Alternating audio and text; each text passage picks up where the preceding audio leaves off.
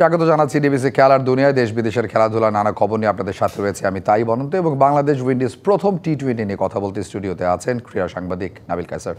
নাবিল, স্বাগত জানাচ্ছি আপনাকে। আরও একটা মন খারাপের রাত পার করলাম আমরা এবং ট্রু উইকেট আসার সাথে সাথেই আমাদের ট্রু নেচারটা বের হয়ে গেল। আমাদের ব্যাটাররা যে আসলে একটু ভালো ব্যাটিং ট্র্যাকে পারে না, একটু কোয়ালিটি বোলার আসলেই আমাদের ব্যাটাররা মুখ থুবড়ে পড়ে, তার আর একটা নিদর্শন আমরা পেলাম। আমাদের পাওয়ার প্লেতে 4 উইকেট চলে গেল, আমাদের 60 রান ওঠার আগেই 6টা উইকেট পড়ে গেল। ম্যাচ তো আসলে ওখানেই শেষ হয়ে গেছে। সো সব কিছু মিলিয়ে এই যে একটা আমাদের মানে টি-20তে উঠতে উঠতে আবারও ভরাডুপির একটা লক্ষণ, কেমন দেখলেন প্রথম ম্যাচটা? যেটা আপনি বলছিলেন যে ট্রু উইকেট, নিশ্চিতভাবেই মিরপুরের উইকেট হচ্ছে চট্টগ্রামের উইকেটটা বেটার ছিল, তবে পুরোপুরি স্পোর্টিং ফ্রেন্ডলি উইকেট ছিল তাও কিন্তু আপনি বলতে পারবেন না। স্পিনাররা যথেষ্ট টার্ন পেয়েছে, পেসাররা শুরুতে মুভমেন্ট পেয়েছে, মনে হচ্ছিল যে এই ধরনের উইকেটে চেস করাটা ইজিয়ার। এই ধরনের উইকেটে যখন ডিউর প্রভাবটা পড়বে তখন 160-65 রান খুব সহজেই আপনি তারা করতে পারবেন। এর আগের দিন প্রেস কনফারেন্সে লিটন দাস কিন্তু বলেছেন যে চট্টগ্রামে কারো যদি দিন খারাপও যায় তারপরও তার পক্ষে 150-160 রান করা সম্ভব। বাংলাদেশ করেছে 149, 16 রানে বাংলাদেশ ম্যাচটা হেরেছে। মানে খারাপ দিনের চাইতেও খারাপ দিন এসেছে। এখন আপনি 165 রান ওয়েস্ট ইন্ডিজ কিন্তু করতে পারারই কথা না। শেষ 3টা ওভার যদি আপনি দেখেন, শেষ 3 ওভারে 18তম ওভার রান আসছে 15, 19তম ওভার রান আসছে 22, শেষ ওভার রান আসছে 14। তো ওই জায়গায় 3 ওভারে যে 51 রান এসছে, 3 ওভারে আপনি সর্বোচ্চ 30-35 রান হয়তো কনসিড করার কথা, সেই জায়গায় আপনি 51 রান কনসিড করেছেন, 5 ওভারে 63 রান কনসিড করেছেন এবং শেষ দিকে মোমেন্টামটা আসলে চলে গিয়েছিল পুরোপুরি ওয়েস্ট ইন্ডিজের দখলে। ওই মোমেন্টামটা তারা বোলিংয়ের সময় খুব ভালো মতো কাজে লাগিয়েছে। রানটা যদি 150 হতো তখন কিন্তু বাংলাদেশ এগিয়ে থেকে ফার্স্ট ইনিংস শেষ করতো, বাংলাদেশি ব্যাটসম্যানদের মধ্যে ওই আত্মবিশ্বাসটা কাজ করতো। তো 165 রান যখন হয়ে গেছে, তার চেয়েও বড় কথা যে সিচুয়েশনে বাংলাদেশ ছিল সেখান থেকে 165 রান হয়ে যাওয়াটা বাংলাদেশের ব্যাটসম্যানদের উপর আসলে চাপ তৈরি করছে এবং চাপে ভেঙে পড়ার উদাহরণ তো আসলে আমরা গেল 1.5-2 মাসে অনেকবারই দেখেছি। যে আমাদের টপ অর্ডার আবারও যে ভেঙে পড়লো, মানে তানজিম সাকিব থেকে শুরু করে লিটন দাস, লিটনের ব্যাটিং নিয়েও কথা বলবো। আসলে ইনজুরি থেকে ফেরার পরে ইন্টারন্যাশনাল ক্রিকেটে মানিয়ে নেওয়াটাও একটা বড় পরীক্ষা বটে, কিন্তু যেভাবে ম্যাচ শেষ হওয়ার পরে পোস্ট ম্যাচ প্রেজেন্টেশনে শামীম পাটোয়ারিকে একদম ধুয়ে দিয়েছেন ক্যাপ্টেন, বলেছেন যে আনএক্সপেক্টেড ব্যাটিং তার কাছ থেকে। আমরা ন্যাচারালি বাংলাদেশের ক্রিকেটে এরকম বোল্ড স্টেটমেন্ট খুব কম দেখি। শামীমের আউটটা নিয়ে যদি কিছু বলেন। এখানে লিটন দাস ক্যাপ্টেন হিসেবে সরাসরি প্রেস কনফারেন্সে এসে একজন প্লেয়ারকে নিয়ে কথাটা বলতে পারেন কিনা সে বিষয়ে প্রশ্ন থাকছে। হ্যাঁ, লিটনের এটা মনে হতেই পারে, এখন বোল মুভ তিনি নিতেই পারেন, তবে সাধারণত আমরা এই কাজটা ক্যাপ্টেনদেরকে করতে দেখি না। ক্যাপ্টেনদের প্রধান কাজ কিন্তু তার দলকে আগলে রাখা। তিনি বলতে পারতেন যে লেট মিডল অর্ডারে বা মিডল অর্ডারের ব্যাটসম্যানরা দায়িত্বশীলতার পরিচয় দিতে পারেননি, বা টপ অর্ডারের ব্যাটসম্যানরা দায়িত্বশীলতার পরিচয় দিতে পারেননি। একজনের নাম উল্লেখ করে দেওয়াটা ওই প্লেয়ারের মনস্তাত্ত্বিক চাপ তৈরি করবে। ওই প্লেয়ার পরের ম্যাচে যখন খেলতে নামবে তিনি জানেন যে তার ক্যাপ্টেনই তো তার পাশে নেই, সেটা কিন্তু একটা চাপ তৈরি করবে। তো এটা একটা ভালো দৃষ্টান্ত উপস্থাপন করে না কোনোভাবেই না। তিনি একসাথে 2-3 জনের কথা বলতে পারতেন বা একটা স্পেসিফিক জোনের কথা বলতে পারতেন, সেক্ষেত্রে হয়তো আমরা এই বিষয়টা নিয়ে আলোচনা করতাম না। এখন লিটন হয়তো মনে করেছেন যে তিনি এভাবেই আসলে চলবেন, তিনি তার কথাটা, এক একজনের ক্যারেক্টারিস্টিক্স এক এক রকম, তিনি সরাসরি বলতে চান। সরাসরি আপনি বলতে পারেন ড্রেসিং রুমে, সরাসরি বলাটা মিডিয়ার সামনে বা সবার সামনে আসলে ঠিক ক্যাপ্টেন্সি সুলভ দেখায় না। রোভম্যান পাওয়েল কালকে আর একবার টি-20 ব্যাটিংটা মনে হয় শেখালেন বাংলাদেশকে। যখন ব্যাটিং করছিলেন 3টা উইকেট পড়ে গেছে খুব দ্রুত, 23 রানে 3টে উইকেট হারিয়েছে উইন্ডিজ। তারপর যখন নেমেছেন তখন স্ট্রাগল করেছেন, আমরা দেখেছি 23 বলে 18 ছিল তার। On the other hand Shai Hope আরও একটা মাস্টার ক্লাস ইনিংস, খুব ভালো ব্যাটিং করেছেন, 28 বলে 46, ক্যাপ্টেন্স একটা নক ছিল সেখানে এবং তাকে মনে হয়নি স্ট্রাগল করছেন। তো রোভম্যান পাওয়েল ওই যে 2 পেসড উইকেট, একটু স্ট্রাগল করছেন, ব্যাট বলে আসছে না, তিনি যেন পার্টিকুলার ওই 6-7টা বলের জন্য ওয়েট করছিলেন, ওখান থেকে খেলাটা বের করে নিয়ে গেছেন। অন দ্য আদার হ্যান্ড ওই যে গেম অ্যাওয়ারনেস বা ম্যাচের মোমেন্টামটা হাত থেকে ছিটে গেলে যেন ওই যে ধরে রাখার আবার যে ফিরে আসা টি-20 মোমেন্টামটা, ওটা বাংলাদেশ আমার মনে হয় যে আসলে এখনও শেখেনি, বা ওই জায়গাটায় আসলে বাংলাদেশ দলের এখন সত্যিকার অর্থে একটা মনোবিদ মনে হয় প্রয়োজন। আপনি বললেন যে 23 বলে 18 রান করেছেন রোভম্যান পাওয়েল। আমি যখন খেলা দেখছিলাম 18 বলে তিনি 9 রান করেছেন, মানে তার স্ট্রাইক রেট ছিল 50। এবং রোভম্যান পাওয়েল এই ধরনের ব্যাটার যে তিনি জানেন উইকেটে থাকলে তিনি সেটা খুব অল্প সময়ে পুষিয়ে দিতে পারবেন। ব্যাক টু ব্যাক 4টা 6 মেরেছেন তিনি, ওই 4 বলে 24 রান এসেছে। তো ওই জায়গায় কিন্তু তার স্ট্রাইক রেট কাভার হয়ে গেছে। এই ধরনের ব্যাটাররা নিজেদের উপর ওই বিশ্বাসটা রাখেন যে আমি হয়তো স্ট্রাগল করছি, কিন্তু উইকেটে স্ট্রাগল করা মানে আমি উইকেটে টিকে রয়েছি, উইকেটে আমি যথেষ্ট সময় দিয়ে ফেলেছি, সেটা আমি পুষিয়ে নিতে পারবো। আপনি পাওয়েলের কথা বলছেন বা হোপের কথা বলছেন, দুজনে কিন্তু আইপিএল খেলে অভ্যস্ত। আমরা ফ্র্যাঞ্চাইজি ক্রিকেটের সবচেয়ে ওপরের ধাপেই তো আইপিএলকে রাখি, দুজনই ফ্র্যাঞ্চাইজি ক্রিকেট খেলে অভ্যস্ত, বিশ্বব্যাপী খেলে বেড়ান, তারা এই ধরনের সিচুয়েশনগুলোতে পড়ে অভ্যস্ত এবং জানেন ওখান থেকে কিভাবে উঠে আসতে হয়। আমরা বলছিলাম যে ওয়ানডে সিরিজের পরে টি-20তেও বাংলাদেশ ফেভারিট। আমার কাছে পার্সোনালি মনে হয়নি, আপনার সাথে অফেয়ারে আমরা কথা বলছিলাম যে এই দলটাতে একাই ম্যাচ বদলে দেওয়ার মতো যথেষ্ট প্লেয়ার আছে। আপনি পাওয়েল, হোপের সাথে কিংয়ের নামটা যুক্ত করতে পারেন, আকিল হোসেনের নামটা যুক্ত করতে পারেন, সিলসের নামটা যুক্ত করতে পারেন, বা শেফার্ডের কথা বলতে পারেন। এরা সবাই আইপিএল খেলে অভ্যস্ত। বাংলাদেশ থেকে আইপিএল তো গেল 10-12 বছরে ওই সাকিব আল হাসান বা মুস্তাফিজুর রহমানের বাইরে লিটন দাস মাত্র একটা ম্যাচ খেলেছেন। তো ওইখানেই তো আসলে পার্থক্যটা ফুটে ওঠে। তারা এই ধরনের সিচুয়েশনে এত খেলে অভ্যস্ত, এবং ঘরোয়া ক্রিকেটে বলুন বা ইন্টারন্যাশনাল ক্রিকেটে বলুন, তারা জানেন যে বিপদের সময় থেকে কিভাবে উদ্ধার পেতে হয়। এবং বাংলাদেশের বোলিংয়ে স্লগ ওভারে মুস্তাফিজকে সঙ্গ দেওয়ার মতো একজন পেসারে কিন্তু অভাব রয়েছে, অন্তত টি-20তে। আপনি খেয়াল করে দেখবেন, আমরা বলছি যে আমাদের পেস অ্যাটাকটা অনেক বেশি সমৃদ্ধ। এখন 5-6 জন বোলার আছে যাদের মধ্যে পার্থক্য বা তফাৎ 19-20, কিন্তু স্লগ ওভারে আপনি যদি গেল 1 বছরের পরিসংখ্যান টানেন বা এশিয়া কাপ থেকেও দেখেন, মুস্তাফিজ পেনাল্টিমেট ওভারটা করছেন, 19তম ওভারটা করছেন, 20তম ওভারে গিয়ে আমরা রান ঠিকই দিচ্ছি। শরীফুলের কথা বলতে পারেন আপনি, শরীফুল কিন্তু ব্যাক টু ব্যাক 2টা ম্যাচে অনেক রান দিয়েছেন শেষ ওভারটায়, বা 18তম ওভারটাতে আমরা রান দিয়ে ফেলছি।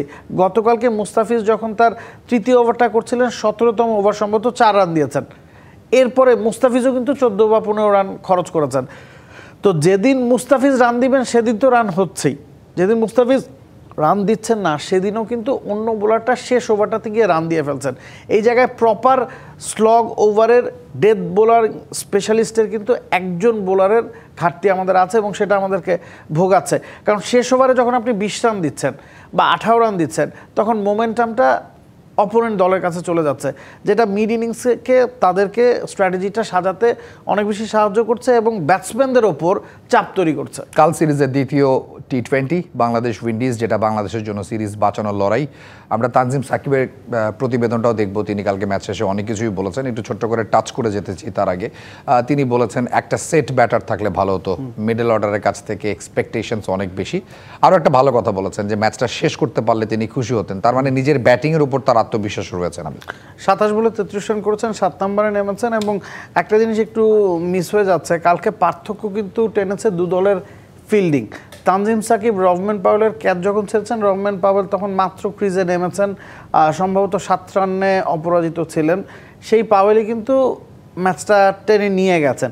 অন্যদিকে আমাদের তানজিদ তামিম যখন ভালো একটা স্টার্ট করেছেন, 4 বলে 15তে পৌঁছে গেছেন, রোমারিও শেফার্ড আউটস্ট্যান্ডিং একটা ক্যাচ ধরেছেন, আকিল হোসেন খুব ভালো একটা ক্যাচ ধরেছেন, নাসুম যখন মনে হচ্ছিল যে আমাদের হাত থেকে ফসকে যাওয়া ম্যাচটাকে মোটামুটি গ্রিপের মধ্যে আনছেন, তখন রহমান পাওয়েল এবং জেসন হোল্ডারের যে সম্মিলিত ক্যাচ, রহমান পাওয়েল বাইরে চলে যাচ্ছিলেন, তখন বাইরে যাওয়ার পথে তিনি অনেক দূরে থাকা জেসন হোল্ডারকে রিলে ক্যাচ করিয়েছেন।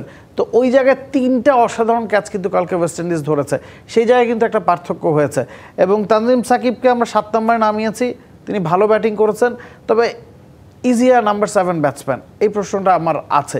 নাসুমকে আমরা 8-এ খেলালাম, রিশাদকে আমরা 9-এ নামিয়েছি, যে রিশাদ ওয়ানডেতে এক ম্যাচে 13 বলে 38 করেছেন, প্রথম ম্যাচটাতেও সম্ভবত 200 স্ট্রাইক রেটে ব্যাটিং করছেন, প্রথম 2 ম্যাচে 27 বলে 65 রান তার, 250 স্ট্রাইক রেটে ওয়ানডেতে ব্যাটিং করছেন, যে উইকেটটা খুব কঠিন ছিল। এবং রিশাদের ব্যাটিংয়ের কল্যাণে কিন্তু ওই 2টা ম্যাচে বাংলাদেশ কম্পিটিটিভ টোটাল দাঁড় করাতে পেরেছে। রিশাদকে আমরা 7-এ নামালাম না কেন বা 8-এ নামালাম না কেন? Left hand right hand combination নিয়ে আমরা হয়তো খুব বেশি ভেবে ফেলছি।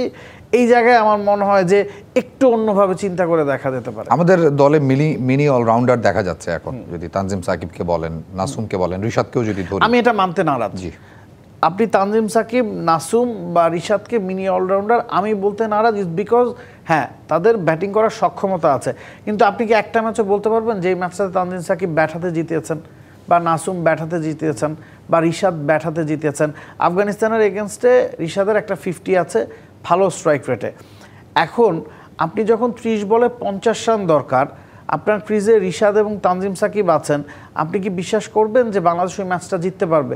যদি বিশ্বাস করতে পারেন সেক্ষেত্রে আপনি বলতে পারবেন যে তাদের উপর আপনার ভরসা আছে, তারা মিনি অলরাউন্ডার। কিন্তু আমরা সাধারণত ওই কাজটা করতে পারি না।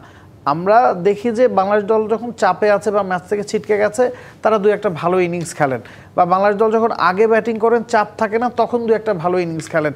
কিন্তু বিপদের মুহূর্তে দলকে জিতিয়ে নিয়ে আসার সক্ষমতা এই তিনের আছে কিনা, বা শেখ মাহিদিরও আছে কিনা, সে বিষয়ে আমার সন্দেহ আছে। সে কারণে আমি আসলে প্রপার অলরাউন্ডার তাদের কাউকে এখনো বলতে রাজি না, এবং তাদের সবাইকে আমার বোলিং অলরাউন্ডারই আসলে মনে হয়। জি, স্টুডিওতে আমাদের সাথে রয়েছেন ক্রীড়া সাংবাদিক নাবিল কায়সার। নাবিল, আমাদের প্রথম 6 ব্যাটার মিলে তুলেছেন 62 রান, খেলেছেন 53টি বল। আমাদের 7, 8, 9 নম্বর ব্যাটার 3 জন মিলে রান করেছেন 59, খেলেছেন 43 বল।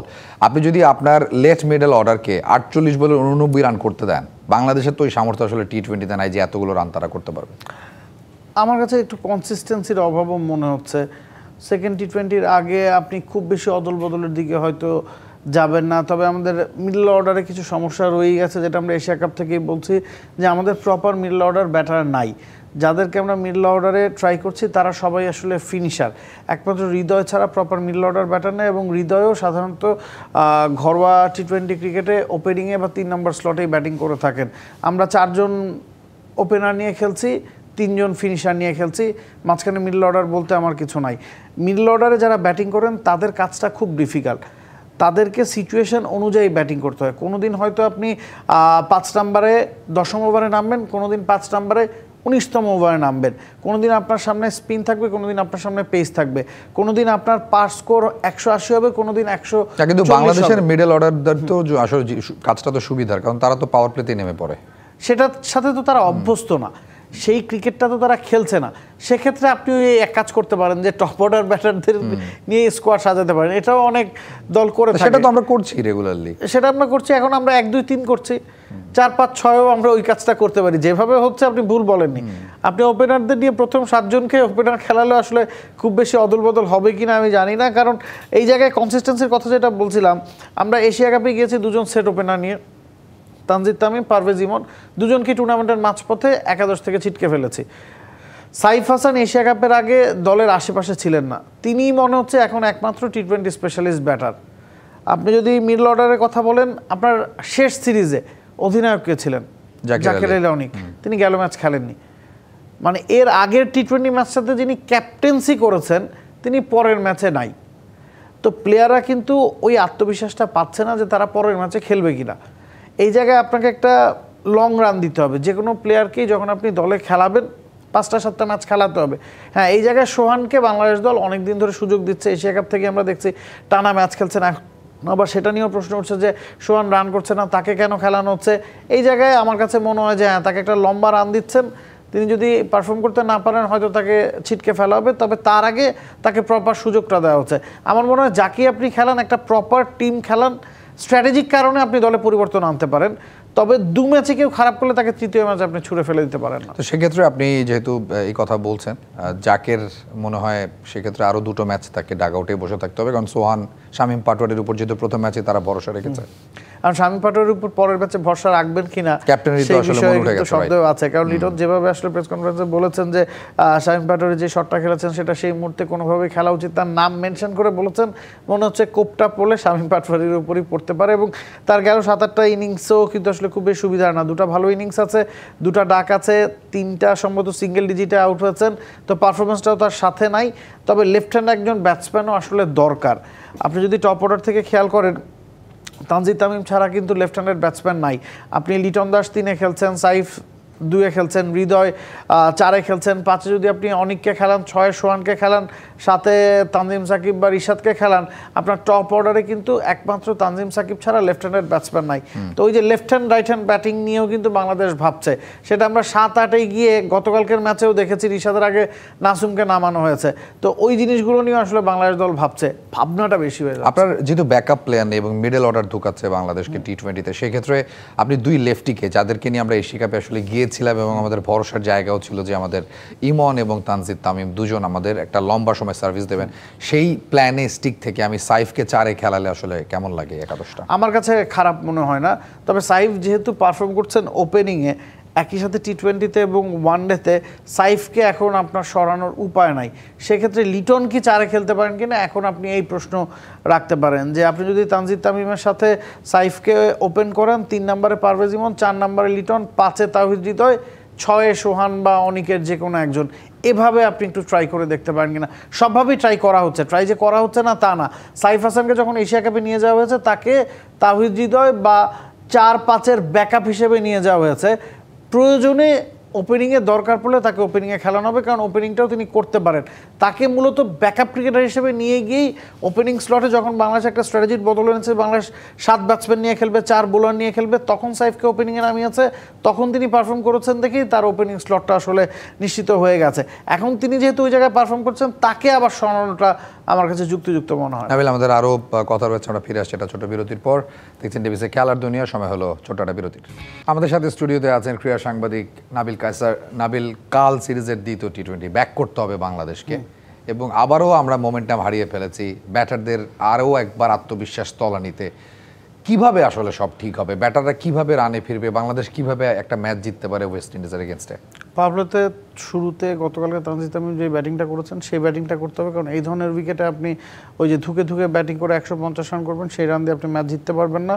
আপনার পাওয়ার প্লে কাজে লাগাতে হবে। পাওয়ার প্লে কাজে লাগাতে গিয়ে আপনি 42 রানে 4 উইকেট হারিয়ে ফেললে আপনি ম্যাচে থাকবেন না। গতকালকের ম্যাচে শাই হোপ টস জিতে ব্যাটিংয়ের সিদ্ধান্ত নিয়েছেন। সাধারণত বিপিএলে বা এর আগে যে ইন্টারন্যাশনাল সিরিজগুলো চট্টগ্রামে হয়েছে আমরা দেখেছি ক্যাপ্টেনরা চেস প্রেফার করেন, কারণ ডিউর একটা প্রভাব থাকে। আমরা ওয়ানডেতে দেখেছি ওয়েস্ট ইন্ডিজ প্রথম ম্যাচে কালো মাটির উইকেটে টস জিতে ফিল্ডিং নিয়েছিল, সেটা বুমেরাং হয়েছিল, এবং প্রতি ম্যাচেই রান খুব সহজেই আসলে ডিফেন্ড করা গেছে সেকেন্ড ম্যাচটা বাদ দিয়ে। সে কারণে আমার কাছে মনে হয়েছে যে সবাই ভাবছিল যে চেস করাটা ইজিয়ার, কিন্তু সব একটু আগে ব্যাটিং নিয়েছেন বাংলাদেশের উপর প্রেশার ক্রিয়েট করতে। বাংলাদেশ সেই প্রেশারে পড়েছে, সেই প্রেশারে পড়া যাবে না। আপনাকে মানতে হবে এই উইকেটে 170-80 রান আপনাকে করতে হবে আগে ব্যাটিং করলে জিততে হলে, এবং প্রতিপক্ষ 170-80 রান করলে সেটা সেটা টপকে যাওয়ার মতো আত্মবিশ্বাস আমরা থাকতে হবে, এবং ফ্রি ফ্লোয়িং ক্রিকেটটা খেলতে হবে, নির্ভয়ের ক্রিকেটটা খেলতে হবে। পাওয়ার প্লে যদি আপনি কাজে লাগাতে পারেন, তখন মিডল অর্ডার ব্যাটসম্যানদের জন্য কাজটা সহজ হবে, এবং তখনই যার যেই জায়গায় ব্যাটিং করা দরকার, যারা যেই জায়গায় খেলে অভ্যস্ত, ওই যে নিয়ম মাফিক খেলে অভ্যস্ত, সেই খেলাটা তারা খেলতে পারবে, এবং তখনই জেতা সম্ভব। বোলিং নিয়ে আমি খুব বেশি দুশ্চিন্তায় নাই। তাসকিন খেলবেন কিনা এটা একটা বড় প্রশ্ন, যে তাসকিনকে আমরা ব্যাক টু ব্যাক 2টা ম্যাচ খেলাই না, এবং মাঝখানে যেহেতু একদিনের বিরতি মনে হচ্ছে তাসকিন খেলবেন না। 3 পেসার নিয়েই হয়তো বাংলাদেশ খেলবে, সেক্ষেত্রে শরীফুল হয়তো কামব্যাক করবেন। বোলিং নিয়ে আমি খুব বেশি বদার না, বোলিং খুব খারাপ হচ্ছে না, বোলিং রেগুলার বাংলাদেশ দলের বোলাররা পারফর্ম করে যাচ্ছেন। ব্যাটিংটাই বাংলাদেশকে ডোবাচ্ছে, এবং ব্যাটিংয়ে আমরা যে তৃতীয় ওয়ানডেতে দেখলাম না যে ফ্রি ফ্লোয়িং ক্রিকেটটা সৌম্য এবং সাইফ খেলেছেন, তাদের টার্গেট ছিল প্রথম 10 ওভার কাজে লাগানো। ওই প্রথম 10 ওভার কাজে লাগাতে গিয়ে তারা যখন আত্মবিশ্বাস পেয়ে গেছেন, সেটাকে তারা 25 ওভার পর্যন্ত ক্যারি করেছেন। ওই উইকেটটাও কিন্তু 300-র উইকেট ছিল না, ওই উইকেটটাও 220-30-এর উইকেট ছিল। তো আপনি যখন ফ্রি ফ্লোয়িং ক্রিকেট খেলবেন, অন্তত একজন এক সাইড থেকে টিকে যাবেন, তখন কাজটা অনেক সহজ হয়ে যায়। অন্তত একজনকে টপ অর্ডারের প্রথম 3 জনের মধ্যে একজনকে বড় ইনিংস খেলতে হবে টি-20 জিততে হলে। এটা একটা প্রবাদ বাক্যর মতোই বিষয়। উইন্ডিজ টিমটা নিয়ে একটু কথা বলি। আপনি আথানেস কিং ওপেন করছেন, শাই হোপ রয়েছেন, আর রাদারফোর্ড ওয়ানডের পরে টি-20 স্টার্টটাও ভালো করলেন না, বাট স্টিল টি-20 ম্যাটেরিয়াল, এবং কালকে তো রোহমান পাল ম্যাচ সেরে হয়েছেন। ওয়েস্ট ইন্ডিজের ব্যাটিংটাকে দেখে মনে হচ্ছে বেশ সলিড। ওয়েস্ট ইন্ডিজের ব্যাটিংয়ে আপনি যাদেরকেই দেখছেন তারা সবাই প্রুভেন ক্রিকেটার। তারা ইন্টারন্যাশনাল অ্যারেনাতে প্রুফ করেছেন, ফ্র্যাঞ্চাইজি ক্রিকেটে প্রুফ করেছেন। একমাত্র আলিক আথানাজে ছাড়া বাকি সবাই কিন্তু পুরনো মুখ। Brandon King, Shai Hope, Rutherford, Rovman Powell, Jason Holder, Romario Shepherd, যে কটা নাম বললাম সবাই টি-20-র বড় তারকা। সবাইকেই আইপিএলে আমরা দেখি, সবাইকে আমরা বিপিএলও খেলতে দেখি। তো এই জায়গায় এই দলটার কিন্তু নতুন করে প্রুফ করার কিছু নাই।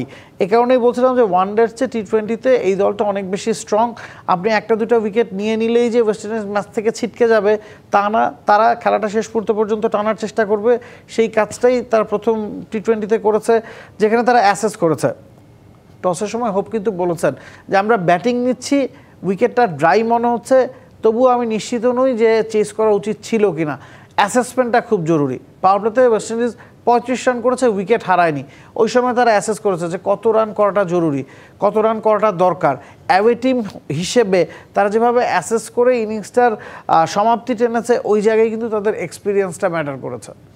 বাংলাদেশ কালকের ম্যাচে কেমন পরিবর্তন আসলে দেখবেন আপনি, বা কোথায় বাংলাদেশ একটু চেঞ্জেস আনলে, আমি হয়তো ব্যাটিংয়ে হয়তো একটা দুটো চেঞ্জেস এক্সপেক্ট করব, কিংবা হয়তো বাংলাদেশ আরও একবার একই দলের উপর ভরসাও রাখতে পারে? আমার কাছে মনে হয় না একই দলের উপর ভরসা রাখবে। তাসকিনের জায়গায় শরীফুল হয়তো খেলবেন, তাসকিনকে শেষ ম্যাচে বাংলাদেশ খেলাবে। আবার যেহেতু আপনি প্রথম ম্যাচ হেরে গেছেন, আপনি তাসকিনকে এই ম্যাচে বিশ্রাম দিয়ে এই ম্যাচে যদি হেরে যান, থার্ড ম্যাচের তো আসলে গুরুত্ব নাই। তো তাসকিন খেলতেও পারেন, নাও পারেন। আর ব্যাটিংয়ে খুব বেশি পরিবর্তনের সম্ভাবনা নাই। যদি শামীম পাটোয়ারিকে ড্রপ দেওয়া হয় সেক্ষেত্রে হয়তো জাকির লনিক ফিরতে পারেন। শামীম পাটোয়ারিকেও এক ম্যাচ পরে আমি আসলে ড্রপ দেওয়ার পক্ষপাতী না।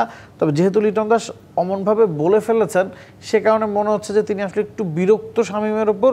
সেটার ক্ষোভ কি তিনি আসলে একাদশ চয়েস করার সময় ঝাড়েন কিনা সেটা দেখার বিষয়। নাসুম মুস্তাফিজ গতকাল খুব ভালো বোলিং করেছেন। মুস্তাফিজের 24 রান এসেছে 4 ওভার থেকে। বল প্রতি রান দিয়েছেন তিনি 6 করে ওভার প্রতি। নাসুম তো ওয়াজ এক্সট্রাঅর্ডিনারি, 4 ওভারে 15 রান। নাসুমের বোলিংটা বাংলাদেশকে টি-20তে ডেফিনেটলি বাড়তি আত্মবিশ্বাস দিচ্ছে, এবং নাসুমের বোলিংটা পুরো এশিয়া কাপ থেকেই খুব ভালো হচ্ছে। তিনি ইকোনমিক্যাল বোলিং করছেন, কোনো ম্যাচে আপনি বলতে পারবেন না তিনি খুব বেশি রান দিয়েছেন। 35-40 রান দিয়েছেন এমনটাও কিন্তু হচ্ছে না। রিশাদ কিন্তু আবার খরুচে বোলিং করছেন। রিশাদ উইকেট নিচ্ছেন কিন্তু রান দিচ্ছেন। ওই রানটা খুব বেশি বাংলাদেশের উপর প্রেশার হয়ে আসছে না।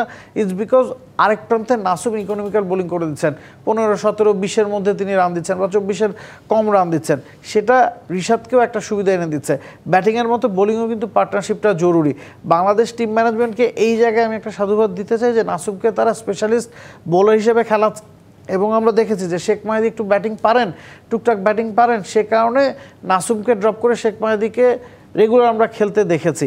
কিন্তু বাংলাদেশ এখন বুঝতে পারছে যে না, স্পেশালিস্ট বোলারের আলাদা কদর আছে, সেই কারণে তারা নাসুমকে খেলাচ্ছে এবং নাসুম পারফর্ম করছেন। নাসুমকে এর আগেও আপনি যখন তিনি বলতেন তিনি ম্যাচ সেরা হয়েছেন, পরের ম্যাচে তিনি হয়তো দলে থাকবেন না।